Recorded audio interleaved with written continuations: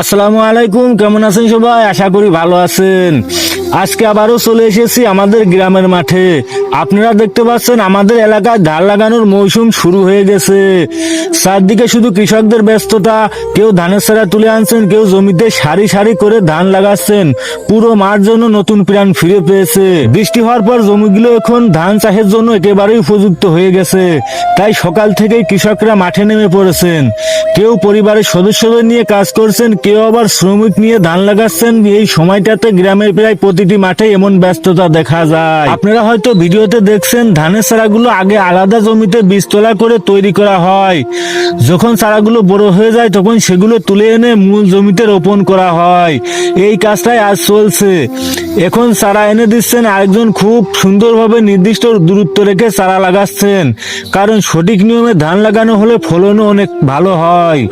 ধান লাগানোর কাজ মোটেও কিন্তু সহজ নয়। দিনের পর দিন কাদা আর পানির মধ্যে দাঁড়িয়ে কাজ করতে হয়। কোমর ঝুঁকিয়ে ঘন্টার পর ঘন্টা চারা লাগানোর কারণে শরীরে অনেক কষ্ট হয়। কিন্তু কৃষকেরা সেই কষ্টের কথা না ভেবে কাজ করে যান। কারণ তাদের স্বপ্ন কয়েক মাস পরে এই জমিতে সোনালী ধানে ভরে উঠবে। একটা ধানের পিছনে কত মানুষের পরিশ্রম থাকে সেটা আমরা অনেকেই বুঝি না।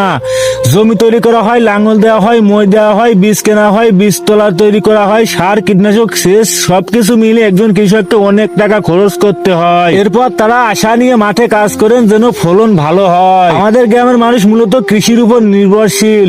বছরের বেশিরভাগ সময় কেউ না কেউ মাঠে কাজ করছেন। কখনো ধান, কখনো পাট, কখনো সবজি, এভাবেই চলে গ্রামের মানুষের জীবন। তাই গ্রামের মাঠ শুধু জমি নয়, এটা হাজারো মানুষের জীবিকা। এখন আপনারা দেখতে পাচ্ছেন চারদিকে কি সুন্দর পরিবেশ।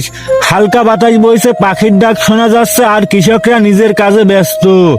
শহরের কোলাহল থেকে দূরে গ্রামের এই পরিবেশ সত্যি মনকে শান্ত করে দেয়। যারা প্রকৃতি ভালোবাসেন তাদের জন্য এমন দৃশ্যের কোনো তুলনা হয় না। তবে কৃষকদের জীবন সবসময় এত সহজ হয় না। ভালো ফসল ফলাতে অনেক পরিশ্রমের পাশাপাশি ভাগ্যেরও প্রয়োজন হয়। কখনো অতিরিক্ত বৃষ্টি, কখনো খরা, আবার কখনো রোগবালাইয়ের কারণে ফসলের ক্ষতি হয়ে যায়। তারপরেও তারা হাল ছাড়েন না, নতুন করে আবার মাঠে নেমে পড়েন। আমরা যখন বাসায় বসে এক প্লেট ভাত খাই তখন হয়তো ভাবিই না সেই ভাত আমাদের থালায় পৌঁছাতে একজন কৃষককে কত কষ্ট করতে হয়েছে। তাই আমাদের উচিত কৃষকদের সম্মান করা এবং তাদের পরিশ্রমের মূল্য বোঝা। আজকে মাঠে এসে সত্যিই ভালো লাগছে। ছোটবেলা থেকে এই ধান লাগানোর দৃশ্য দেখে বড় হয়েছি। প্রতি বছর এই সময়টাতে গ্রামের মাঠে এমন ব্যস্ততা দেখা যায়। যতবার দেখি ততবারই মনে হয় গ্রামের সৌন্দর্য আসলেই এখানে। ভিডিওটি যদি আপনাদের ভালো লাগে তাহলে অবশ্যই একটি লাইক করবেন, বন্ধুদের সঙ্গে শেয়ার করবেন এবং আমাদের চ্যানেলটি সাবস্ক্রাইব করে পাশে থাকবেন। আপনাদের একটি লাইক ও একটি মন্তব্য আমাদের আরো ভালো ভিডিও বানানোর অনুপ্রেরণা দেয়। আজকের মতো এখানেই বিদায় নিচ্ছি। সবাই ভালো থাকবেন, সুস্থ থাকবেন। আল্লাহ হাফেজ।